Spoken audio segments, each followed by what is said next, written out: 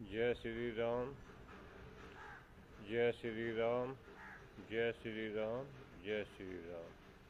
प्रेम से बोले जय श्री राम, श्रद्धा के साथ बोले जय श्री राम, विश्वास के साथ बोले जय श्री राम, समर्पण के साथ बोले जय श्री राम। जीवन भर बोलते रहे जय श्री राम, जीवन भर जपते रहे जय श्री राम, जय श्री राम, जय श्री राम, जय श्री राम। समाज के सभी सम्मानित व्यक्तियों को जय श्री राम, जय श्री राम, जय श्री राम। बच्चों को ढेर सारा प्यार, जय श्री राम, जय श्री राम। हमारे लिए बस यही पर्याप्त है। जय श्री राम, जय श्री राम कहना, जय श्री राम, जय श्री राम सुनना, जय श्री राम, जय श्री राम जपना, बस हमारे लिए यही पर्याप्त है। इससे आगे कोई चाह नहीं है। सब कुछ हमारे लिए यही है। जय श्री राम, जय श्री राम कहना, जपना और सुनना। जय श्री राम, जय श्री राम। आज एक नए टॉपिक पे चर्चा करते हैं। बहुत अच्छा और सुंदर टॉपिक है जिससे हर कोई परेशान है। इस पृथ्वी पर ऐसा कोई व्यक्ति नहीं है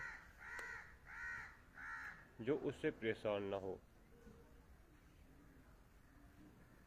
तुम किसी के पास चले जाओ, जय श्री राम, जय श्री राम भी कहते रहिए, जय श्री राम, जय श्री राम भी सुनते और जपते रहिए। पृथ्वी पर ऐसा कोई व्यक्ति नहीं है, न आज तक तुमको मिला, न आने वाले कल में मिलेगा, न आज मिलने का, न बीते हुए कल में आप तो कोई मिला होगा। चाहे वे इस पृथ्वी को छोड़ के जा चुका है, इस पृथ्वी पर वो है, जीवित है, जिससे पीड़ित ना हो, परेशान ना हो। सभी पीड़ित है, छोड़कर हमें केवल इस पृथ्वी पर हम तो है जो उससे पीड़ित नहीं है, तनिक भी पीड़ित नहीं है उससे। और छोड़कर हमें अन्यथा सभी पीड़ित है उस वस्तु से, जिस वस्तु का हम आपको बताएंगे। करीब करीब बहुत ही भाग्यशाली व्यक्ति होंगे जो उससे पीड़ित नहीं होंगे।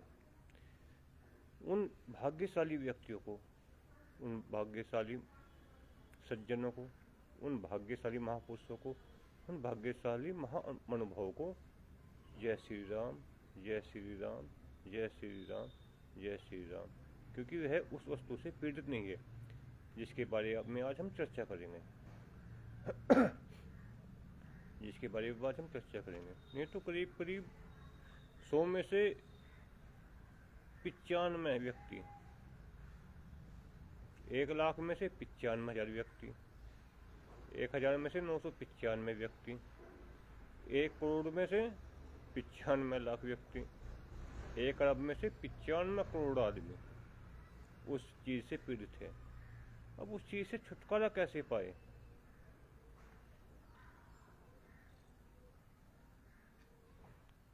क्या छुटकारा पाया जा सकता है? क्या छुटकारा पाना संभव है किसी विधि से उस वस्तु से जिससे हम सब पीड़ित हैं? जय श्री राम, जय श्री राम भी कहिए, जय श्री राम, जय श्री राम भी बोलते रहिए। चलो उस वस्तु का नाम बताते हैं।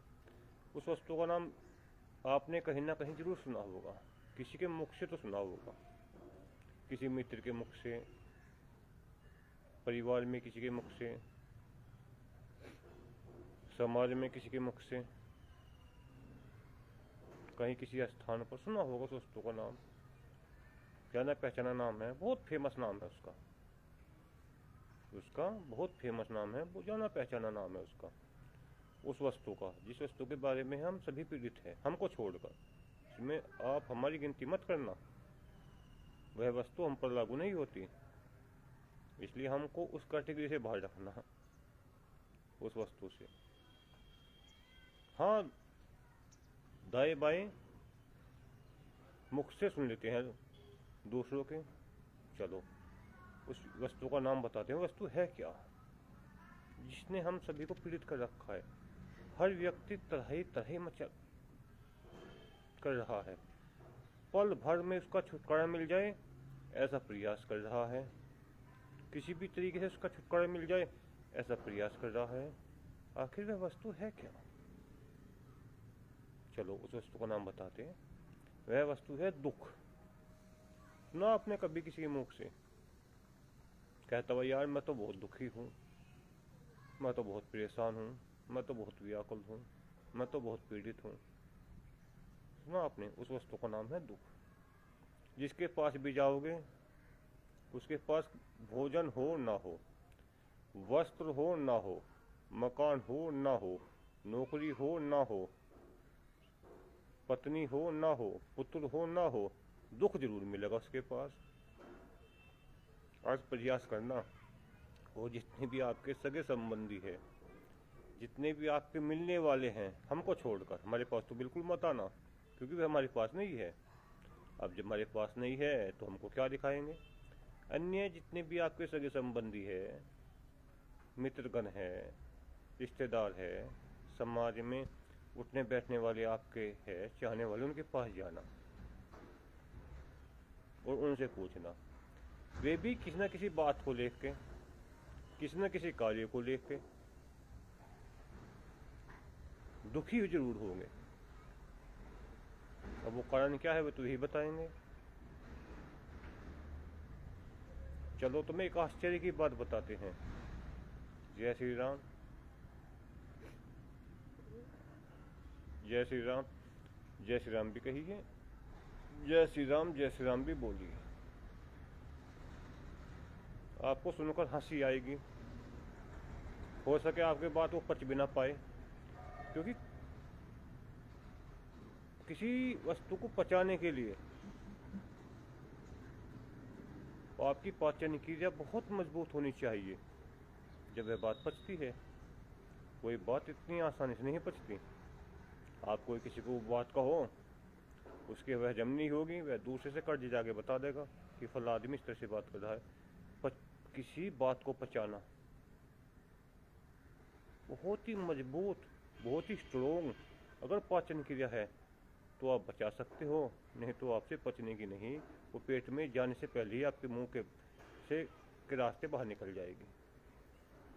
चलो आपको दुख के बारे में बहुत आश्चर्य की बात बताते हैं। देखो, दुख नाम की वस्तु इस पृथ्वी पे है ही नहीं। दोबारा फिर सुनिए,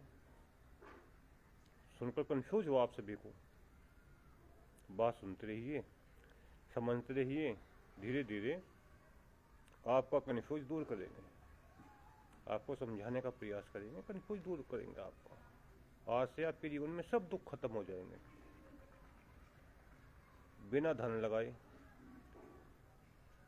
बिना किसी की सेवा करे, बिना भंडारा किए, बिना पूजा पाठ करो, बिना किसी डॉक्टर के पास जाए, बिना किसी वेद के पास जाए, बिना किसी ज्योतिष तांत्रिक आदि के पास जाए, बिना किसी विद्वान गुरुजनों के पास जाए, आज आप सबका दुख दूर करते हैं।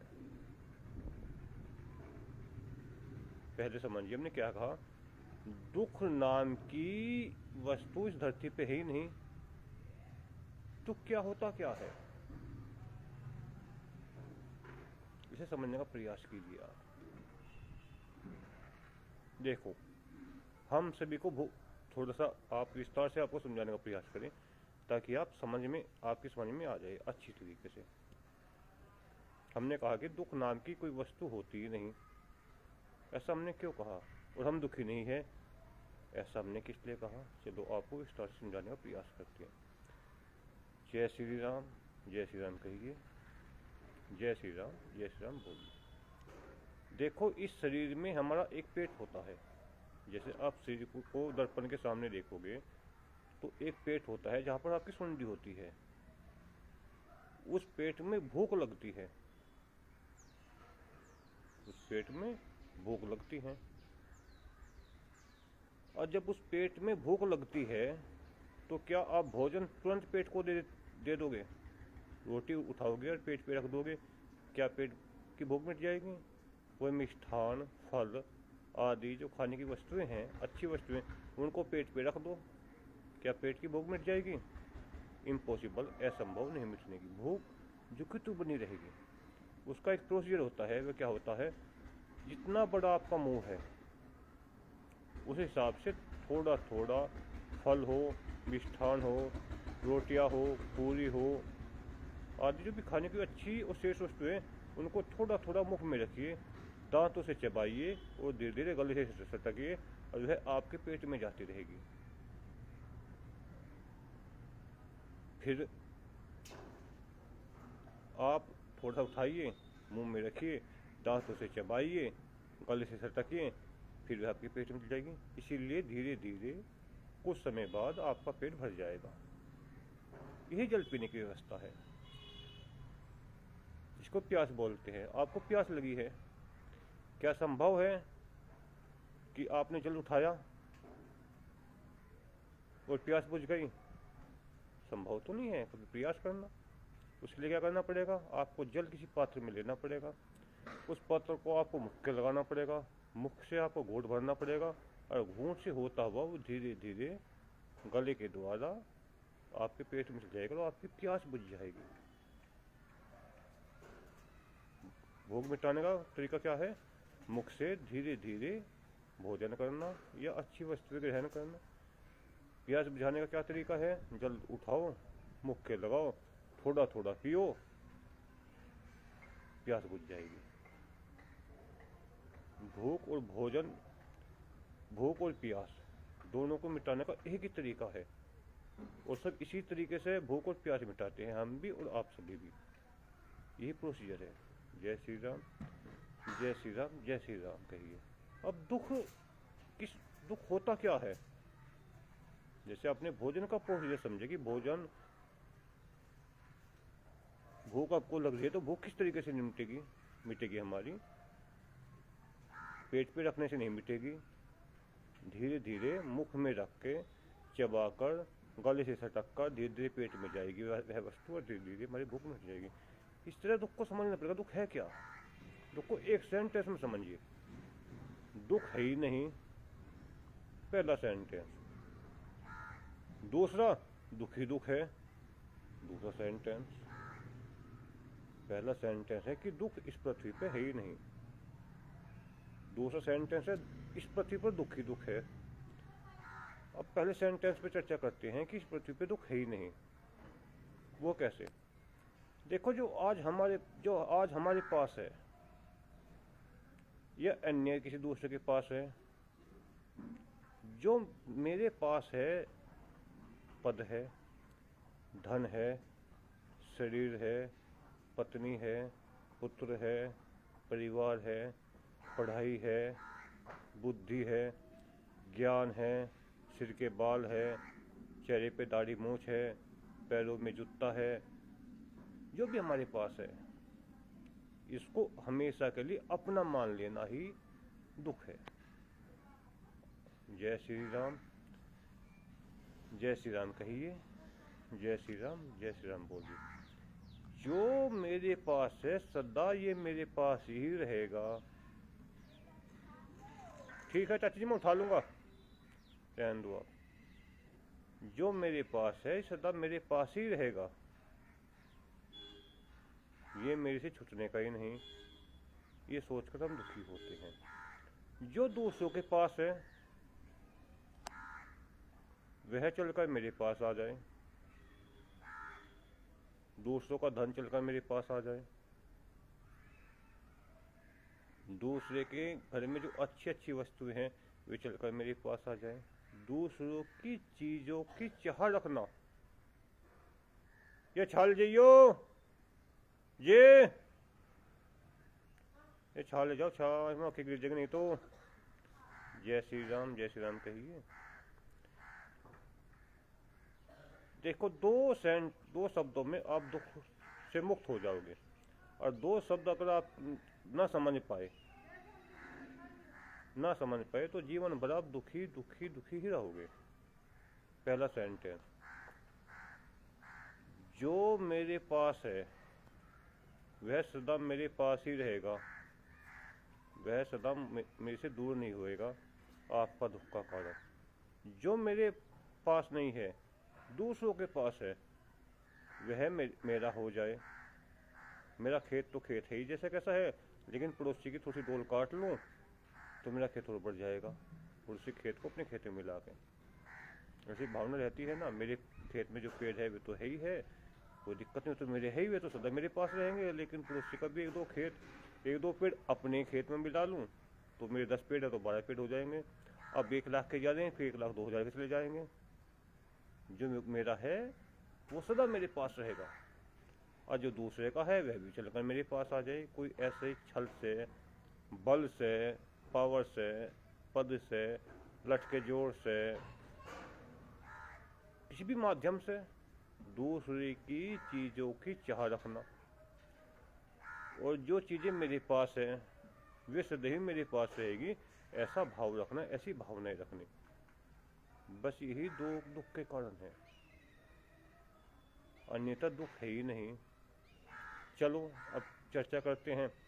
जो मेरे पास है वो सदा ही मेरे पास रहेगा, क्या संभव है? बताइए आप, संभव है क्या? आपके पास बचपन था, कहाँ गया आज वह? बताओ कहाँ गया? जवानी आज आपके पास है, धीरे धीरे कहाँ जा रही है ये? बताइए आप। बुढ़ापा किसी के पास है, कब तक बुढ़ापा उसके पास रहेगा? सब चीज छूटनी है। आज मेरा पुत्र हुआ, मुझको बहुत खुशी हुई, मिठाई बंटी, खुद भी खिलाई, दूसरों को भी खिलाई, पैसे ठीक ठाक से हैं तो और भी अदर में दारू वगैरह भी खाने की चीज़ें ले आए, खुद भी पी, दूसरों को भी पिलाई, बहुत खुशहाल मचाई। पुत्र को पढ़ाया लिखाया, नौकरी पे लगाया, अंत में शादी हो गई। पुत्र किसका हो गया? विचार करिए, पत्नी का। क्या पुत्र तुम्हारा रहा? वो किसी का पति हो गया। जय श्री राम, जय श्री राम भी कहिए। वो पुत्र मेरा था, आपका दुख का कारण था। पुत्र किसका हो गया? पत्नी का। अब वो किसके लिए जिएगा? पत्नी के लिए। आगे उसके बाल बच्चे होंगे, प्रॉपर्टी किसके लिए खरीदेगा? पत्नी के लिए, अपने या पुत्रों के लिए। यही परंपरा चलती हुई आई है हमेशा। जिस चीज को हम अपना मानते कि सदा मेरे पास रहेगी, यही आपका दुख का कारण बन जाती है। खेत मेरे पास है, अब से 100 साल पहले ये खेत किसका था? विचार करिए। आने वाले 100 साल बाद ये खेत किसका होगा? इस एक मनुष्य की आयु लगभग कितनी है आज के जमाने में? मिनिमम मान के चलो आप 100 साल ही मान लो। कोई अच्छा ही स्वस्थ शरीर होगा 150 साल मान लो, अधिकतम बहुत ही अच्छा होगा 200 साल मान लो। क्या संभव है ये सृष्टि, ये दुनिया 200 वर्ष बाद खत्म हो जाएगी, या 200 वर्ष पहले नहीं थी? विचार करिए। जो आज मेरे पास चीज है, चाहे मेरा शरीर है, चाहे मेरा परिवार है, चाहे मेरे पास पद है, चाहे मेरे पास धन है, चाहे पास मेरे सौंदर्य है, जो भी मेरे पास है, ये 100 साल पहले कहाँ था? किसके पास था? वो खेत किसके पास था? वो पद किसके पास था? वो नौकरी किसके पास थी? वो अन्य किसी के पास थी? आने वाले 100 साल बाद उसका मालिक कोई और बन जाएगा। ऐसे ही होता है ना।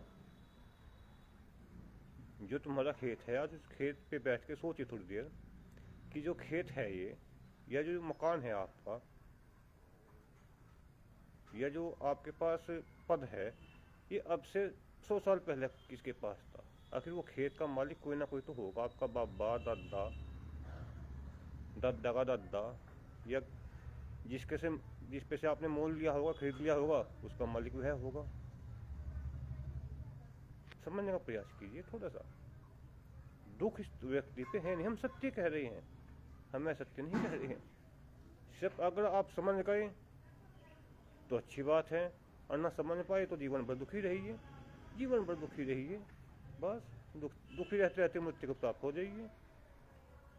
देखो, जो चीज हमारी है सदा ही हमारे पास रहेगी, ये मूर्खता और पागलपन है। सरासर मूर्खता और पागलपन है। जो आज हमारे पास है वह कल किसी और की थी, आने वाले कल में किसी और की होगी। आज वर्तमान में हमारे पास है, तो उस वस्तु का सम्मान कीजिए, उस वस्तु का आदर कीजिए, उस पर कब्जा मत कीजिए। खेत अगर आपके पास है, परिवार आपके पास है, पद आपके पास है, धन आपके पास है, शरीर आपके पास है, माता पिता आपके पास है, बहन आपके पास है, जीजा आपके पास है, मम्मा आपके पास है, भांजा आपके पास है, चाची आपके पास है, चाचा आपके पास है, जितनी भी सगे संबंधी है, जो भी, चाहे वो पैर का जूता ही क्यों ना हो, चाहे वो सिर का बाल ही क्यों ना हो, चाहे हाथों के नाखून ही क्यों ना हो, चाहे शरीर पे पहले हुए वस्त्र ही क्यों ना हो, जो भी आपके पास है, इतने उनका और तुम्हारा साथ रहे, प्यार का और प्रेम का रहे, न कि नफरत का रहे। ये दिन तो साथ छूटना ही है, ये निश्चित है। और वो साथ कब छूटेगा बता दे आपको, डरोगे तो नहीं? मृत्यु के बाद तो छूट ही जाएगा ना। क्या मृत्यु के बाद भी वो चीजें आपकी रहेगी? उस पर कब्जा करने वाली होड़ पैदा हो चुके हो। तुम भी तो इस धरती पे पैदा हुए, जब भी तो आपने उस चीज पे कब्जा करा। जो आपसे पहले पैदा हुए वे मर चुके, उनकी मृत्यु हो जाएगी। आप उस परिवार में पैदा हुए, उन पर आपने कब्जा कर लिया। आने वाले उस समय में आपकी मृत्यु हो जाएगी, जो आपसे जुड़ा नजदीकी रिश्ता होगा उस पर कब्जा हो जाएगा। या किसी मजबूरीवश धन से कोई और खरीद लेगा, दूसरा आपको धन दे देगा और उसके बदले में उसका कब्जा हो जाएगा। जय श्री राम, जय श्री राम भी कहिए। दूसरों की जो वस्तुएं हैं उनकी चाह रखना, ये बातें हमको समझनी पड़ती। जो दूसरे की वस्तुएं हैं उसके भाग्य से मिली है, उसकी मेहनत से मिली है, उसके पुरुषार्थ से मिली है। बताइए आप, जो दूसरे की वस्तुएं हैं ये उसने मेहनत करी, पुरुषार्थ किया, दिन रात जब उसने वस्तु प्राप्त करी, और आप उनको मुफ्त में पाना चाह रहे हैं, चुरा के, उठा के, छल से, बल से, तिकड़मबाजी से, पद से। क्या मिल जाएगी आपको? नहीं मिलने की। और मिल भी गई आपको किसी तरीके से तो दुख देगी आपको आने के बाद। किसी की वस्तु अगर आपको मिल भी गई तो आपको दुख देगी। दो भावनाएं अपने मन में ले आए, बस आपका दुख अभी से खत्म हो जाएगा, इसी क्षण खत्म हो जाएगा। देखो, हमें कोई दुख नहीं है, किसी प्रकार का भी कोई दुख नहीं है, क्योंकि हमारे मन में दो भाव है। दो भावनाएं आप भी लाइए, दो भाव आप भी लाइए। पहला भाव, जो मेरे पास है, लेके सिर के बाल से और पैर के अंगूठे के, जो अंगूठे के पे जो नाखून आता है उस तक, सिर के चोटे के बाल से लेके अंगूठे के नाखून तक जो भी मेरे पास है, इसका सम्मान करना, इसका आदर करना, इसकी इज्जत करना, इसकी देख रेख करना, हर तरह से ये मेरा कर्तव्य है। किसी प्रकार से इसको कोई हानि ना हो, इसकी सुरक्षा करना ये मेरा दायित्व है, मेरा कर्तव्य है, मेरा फर्ज है। लेकिन ये सदा मेरे पास रहेगा ये संभव नहीं है। जब तक इसका मेरा साथ रहेगा, प्रेम से, इज्जत से और सम्मान से रहेगा। जब इसका मेरा साथ खत्म हो जाएगा, जब भी मुझे कुछ को कोई दुख नहीं होने का, क्योंकि जब तक इसका मेरा साथ है तब तक साथ रहना ही रहना है। मृत्यु के बाद तो छूट ही जाएगा ना, वो तो गुस्सों में रख के नाखून भी, सिर के बाल भी समाप्त कर दिए जाएंगे। लेकिन इतने है, इतने इनको अच्छी तरीके से रखना है। दूसरा, किसी दूसरे की वस्तुओं की चाह बिल्कुल ना रखना, बिल्कुल नहीं रखना। जो तुम्हारे पास तुम्हारे भाग्य से मिला है, तुम्हारी मेहनत से मिला है, तुम्हारे परिश्रम से मिला है, तुम्हारे पूर्वजों से मिला है, तुम्हारे माता पिता के द्वारा मिला है, तुम्हारे गुरुजनों के द्वारा मिला है, तुम्हारे मित्रों के द्वारा मिला है, तुम्हारे सगे संबंधियों के द्वारा मिला है। जो भी आपको मिला है उसमें ही खुश रहना, जो भी आपके पास है। जो 200 के है पास है वो 200 को मुबारक, जो मेरे पास है इसको संभाल कर रखना मेरा कर्तव्य है। हमेशा के लिए संभाल कर रखना ये मेरा कर्तव्य नहीं है। जब तक मैं इसे संभाल सकता हूँ तब तक संभालूंगा, अर्थात मृत्यु के समय तक। जब मेरी मृत्यु हो जाएगी, जब मेरा अंतिम संस्कार हो जाएगा, फिर तो चीज़ ही खत्म हो जाएगी। जय श्री राम, जय श्री राम, जय श्री राम। अगर ये बातें आप समझ गए तो दुख इस पृथ्वी पे है ही नहीं। अगर आप ये बातें नहीं समझ पाए तो समझने का प्रयास करें थोड़ा सा। देखो, एक ना एक दिन हर चीज का साथ छूटना है। इस पृथ्वी पे कभी शमशानों में जाना, समय निकाल के शमशानों में चले जाना, घबराना मत, बिल्कुल मत घबराना। शमशान में जाना, वहाँ 1 घंटा बैठना और चिंतन करना कितने व्यक्ति इस पृथ्वी से भी जा चुके हैं। अपना मकान, पद, पैसा, परिवार। जय श्री राम, जय श्री राम भी कहिए। जय श्री राम, जय श्री राम भी बोलिए। देखिए कितने ही व्यक्ति इस शमशान में जाकर देखना आप। शमशान में भी आप जा नहीं सकते, शमशान में जाने से भी भय लगता है आपको। चलो कोई बात नहीं, शमशान में मत जाए, अपने दाएं बाएं देख लेना। तुम्हारे पिताजी के पिताजी कहाँ है आज वे?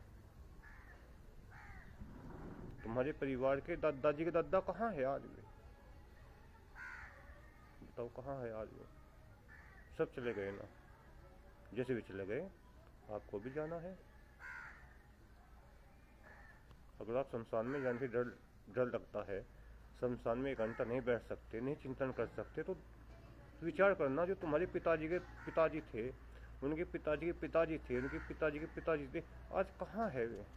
सब चले गए। है तो नहीं कोई भी। एक दिन आपको भी जाना है। इसलिए आपको जो भाग्य से मिला है, माता पिता मिले हैं आपके भाग्य से, उनकी सेवा करना। भाई आपको भाग्य से मिला है, भाई का सम्मान करना। मित्र आपको भाग्य से मिला है, मित्र का सम्मान करना। सगे संबंधी आपके, वो जीजा है, साली है, बहन है, भतीजी है, जो भी सगे संबंधी है वे भाग्य से मिले हैं, उनका सम्मान करना। जो ईश्वर ने आपको दिया है, इस शरीर, इतना सुंदर शरीर आपको दिया है, इस शरीर की सुरक्षा करना, देख रेख करना जब तक है। कब्जा मत करना। जब भी हमारे अंदर ये भाव आ जाएगा कि ये चीज़ें हमेशा मेरे साथ रहेगी, ये भी दुख का कारण बन जाएगा। ये भी दुख का कारण बन जाएगा। जब भी हमें सोचेंगे कि जो दूसरे के पास वस्तुएं हैं वे मेरी हो जाए, ये भी दुख का कारण बन जाएगा आपके। दुख से निकलने का मात्र एक ही तरीका है, एक ही तरीका है कि जो मेरे पास है, जब तक ये मेरे साथ रहेगी तब तक मैं इनका सम्मान करूंगा, इनकी इज्जत करूंगा, इनकी सुरक्षा करूंगा। जो 200 के पास है उसको देखकर खुश होऊंगा, अच्छा महसूस करूंगा, न कि उनसे ईर्ष्या और नफरत करूंगा। उनको 200 के पास अगर मेरे से ज़्यादा धन है, 200 के पास मेरे से ज़्यादा ज़मीन है, 200 के पास मेरे से ज़्यादा मकान है, 200 के पास मेरे से ज़्यादा सब चीज़ें हैं, तो उनको मैं देखकर खुश होऊंगा, क्योंकि उन्होंने अपनी मेहनत से, अपने अच्छे भाग्य से प्राप्त करी है। और जो मेरे पास है वे मेरी मेहनत से, मुझे मेरे भाग्य से मिली है। दूसरों की चीज़ें की चाह न रखना, अपने पास जो है उस पर कब्जा मत करना, सदा उसका सम्मान करना। पृथ्वी पे आपको कहीं दुख नहीं मिलेगा, कहीं का मतलब कहीं भी दुख नहीं मिलेगा। दुख समाप्त है, पृथ्वी पर तो दुख है ही नहीं। ये चीज़, ये आंखें मेरी है, सदा मेरे साथ रहेगी। ये मकान मेरा है, सदा मेरे साथ रहेगा। ये ज़मीन मेरी है, सदा मेरे साथ रहेगी। ये पद मेरा है, सदा मेरे पास रहेगा। ये धन, जय श्री राम, जय श्री राम भी कहिए। ये धन मेरा है, सदा मेरे पास रहेगा। इस तरह के बहुत दुख देते हैं।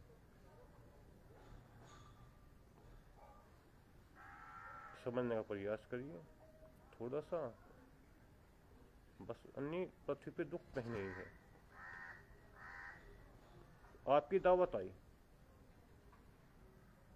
कहीं से निमंत्रण मिला शादी में या शुभ जन्मदिन में या शुभ कार्य में, वहाँ तरह तरह के भोजन बन रहे हैं खाने के लिए। पेट तो तुम्हारा एक ही है ना, आप खाओगे तो नहीं जितना तुम्हारे पेट में आएगा, या इससे ज़्यादा खा लोगे। ज़्यादा खाओगे बीमार पड़ जाओगे, उल्टी लग जाएगी, पाचन क्रिया बिगड़ जाएगी। खाओगे तो नहीं ना, जितना आपके पेट में है, बाकी तुम्हें छोड़ आओगे। ऐसा देखा तुमने कहीं शादी में, तुम किसी के जाते होंगे, हम भी शादी में जाते हैं, शादी में बुलाते भी हैं, कि एक व्यक्ति आया, उसने प्लेट ली और जितनी उसके पेट में जगह थी उसने खाया, प्लेट वहीं रखी और फिर अपने घर चला गया खुश होता हुआ। शुभ कार्य में जो भी इसकी श्रद्धा थी, उसने जो भी वहाँ धनराशि के रूप में, अन्य चीज़ों के रूप में दी उसे, वो उसका स्वागत है, वेलकम है। क्या उसने इसका प्लेट पे कब्जा किया? एक दिन क्या पैसे की प्लेट होगी वह, मान के चलो आप अधिकतम 100 रुपये की प्लेट होगी वह। जो हम भोजन में जब कहीं शादी विवाह में जाते हैं या कहीं कोई हमें थाली में गिलास में किसी के जन्मदिन में चले गए, उसने हमें भोजन दे दिया, तो थाली गिलास चम्मच कटोरी हमने खाना खाया, तो क्या थाली गिलास चम्मच प्लेट साथ लेके आएंगे? ऐसा तो नहीं होता ना, ऐसा नहीं होता। उसको वहीं छोड़ेंगे। आपने जिसकी जितनी ज़रूरत थी आपने उतना भोजन खाया।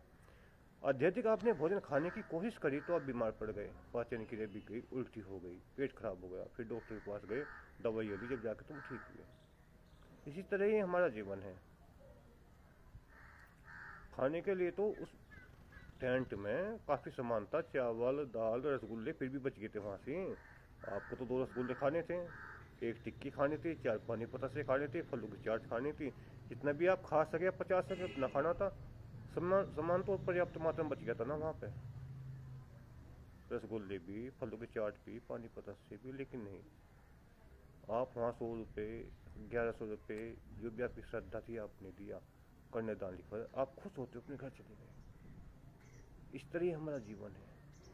इसमें बहुत कुछ मिलेगा आपको देखने के लिए, बहुत कुछ है पाने के लिए, लेकिन हम जितना पचा सके, जितना हम उठा सके,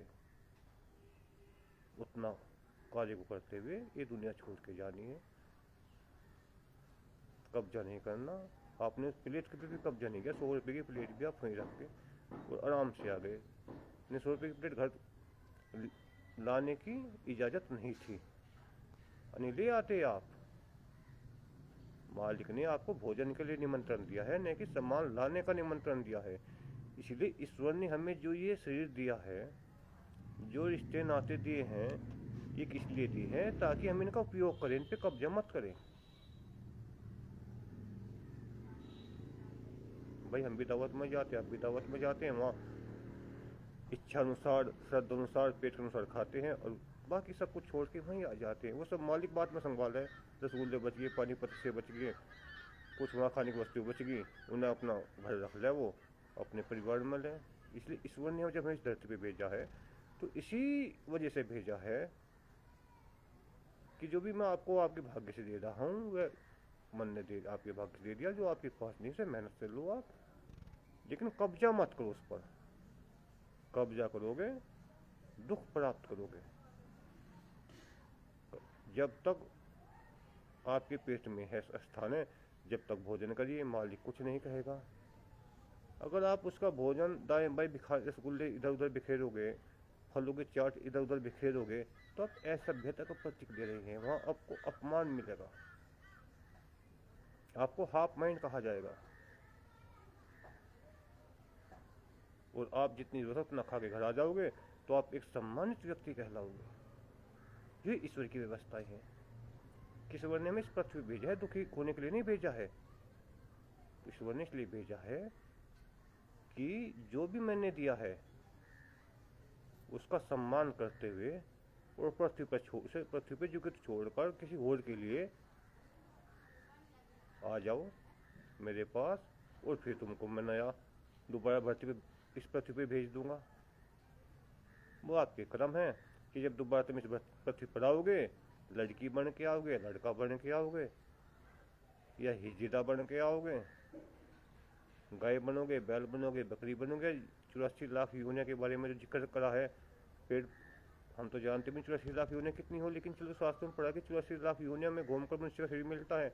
ये कौवा, बील, गधा, घोड़ा, बकरी आदि इन शरीरों में घूम के आओगे, या आप मनुष्य शरीर मिल जाएगा, ये आपके कर्म के ऊपर योगदान होता है। क्योंकि वह प्लेट जिस पर आपने वहाँ जाके खाना खाया, उस पर कम से कम आने वाले किसी और व्यक्ति ने भी उसी प्लेट में खाना खाया। भाई प्लेट तो मालिक ने वहाँ तो 200 में मंगाई और खाने वाले वहाँ 2000।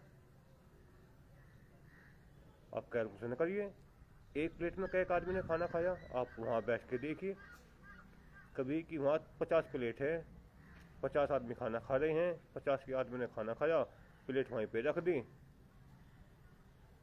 सफाई कर्मचारी आया, प्लेट उठाई, पानी में साफ करी, कपड़ा मारा, स्वच्छ करी, फिर लाके वहीं पे रख दी। दूसरे आदमी आए, उन्होंने प्लेट उठाई, फिर उसमें खाना खाया।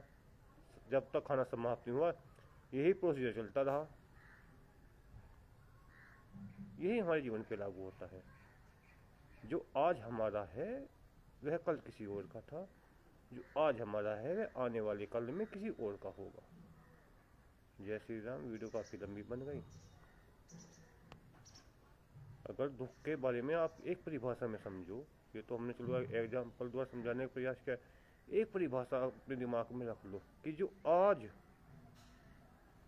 मेरा है, जो का मतलब जो भी हो सकता है उसमें, इस शरीर से लेके, इस प्रॉपर्टी से लेके, इस धन से लेके, इस पद से लेके, जो भी वस्तुएं जहाँ तक आप निगाह दौड़ा सकते हो, जहाँ तक भी निगाह दौड़ा सकते हो, जो आज तुम्हारा है वह कल किसी और का था, आने वाले कल में किसी और का होगा। आज तुम्हारा है, इनका सम्मान करना, इनकी इज्जत करनी, इनकी सुरक्षा करनी, इन पर कब्जा नहीं करना, एक दिन छोड़कर इनको जाना है। जय श्री राम, जय श्री राम, जय श्री राम, जय श्री राम। कल 10 बजे लगभग किसी नए टॉपिक पर चर्चा करेंगे। जब तक के लिए जय श्री राम, जय श्री राम कहिए, जय श्री राम, जय श्री राम बोलिए। आपने समय दिया, आपका बहुत बहुत धन्यवाद, आपका बहुत बहुत आभार। दुख दूर करने का मात्र एक उपाय, दुखी रहने का भी मात्र एक उपाय, दोनों का एक उपाय है। पिछला सब कुछ भूल जाइए, जो हमने कहा सब कुछ भूल जाइए, न्यूट्रल हो जाइए। जो आज मेरा है वो कल किसी और का था। कल का मतलब भूतकाल में, बीते हुए कल में, आने वाले कल में किसी और का होगा। आने वाले कल का मतलब है आने वाले समय में किसी और का होगा। ये आज मेरे पास है, इसका इज्जत, इसकी मान, इसका सम्मान करना मेरा कर्तव्य है। इस पे कब्जा करना मेरे अधिकार क्षेत्र में नहीं है, इसमें मैं कब्जा नहीं करूँगा, इसका उपयोग करूँगा। जो दूसरों का है उसकी चाह बिल्कुल नहीं रखनी, जो दूसरों का है उनको देखकर खुश होना, उनको देखकर प्रसन्न होना, ये तो सुख का मूल मंत्र है। और जो चीज़ मेरी है ये सदा मेरे पास रहेगी। पत्नी सदा मेरे पास रहेगी, मेरी सुंदरता सदा मेरे पास रहेगी, मेरे नाक नक्शे बहुत अच्छे हैं, सदा मेरे पास रहेंगे। ये पद मेरा है, सदा मेरे पास रहेगा। ये शरीर मेरा है, सदा मेरे पास रहेगा। दुख का कारण मेरा तो मेरा है ही, पड़ोसी का जो है उस पर भी मैं कब्जा कर लूँ किसी तरीके से, फिर मेरा हो जाए दुख का कारण, दुख का कारण, दुख का कारण। जय श्री राम, जय श्री राम। कल फिर किसी नए टॉपिक को चर्चा करेंगे। आज आपको दुख की परिभाषा समझाने का प्रयास किया है, शायद ईश्वर से कृपा करके ईश्वर आपको समझने की विवेक शक्ति दे। ईश्वर, हे परमेश्वर, हे नारायण, हे गुरुवर, जो हमने अपने बातें कही इनको समझने की विवेक शक्ति देना सभी को। जय श्री राम, जय श्री राम, जय श्री राम। सभी गांव समाज के सम्मानित व्यक्तियों को जय श्री राम, जय श्री राम। बच्चों को ढेर सारा प्यार, बच्चों को ढेर सारा प्यार। हम क्षमा याचना हमसे इस लोक में, परलोक में हमारी भावनाओं से, हमारे शब्दों से अगर किसी को कष्ट हुआ, कोई परेशानी हुआ, तो उसके लिए क्षमा याचना, वे हमें क्षमा करें, क्षमा करे, क्षमा करे, क्षमा करे। जय श्री राम, जय श्री राम। कल फिर किसी नए टॉपिक से मिलते हैं, तब तक के लिए जय श्री राम।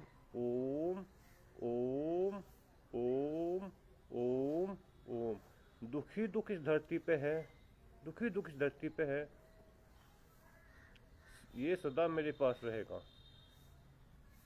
दुखी दुख है, दुख इस धरती पे नहीं है।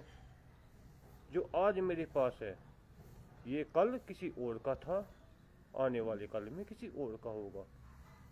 आज मेरे पास है, इसकी इज्जत करना, इसका मान सम्मान करना, इसका आदर करना मेरा कर्तव्य है, मेरा फर्ज है, मेरी जिम्मेदारी है। जय श्री राम, जय श्री राम, जय श्री राम। ओम ओम।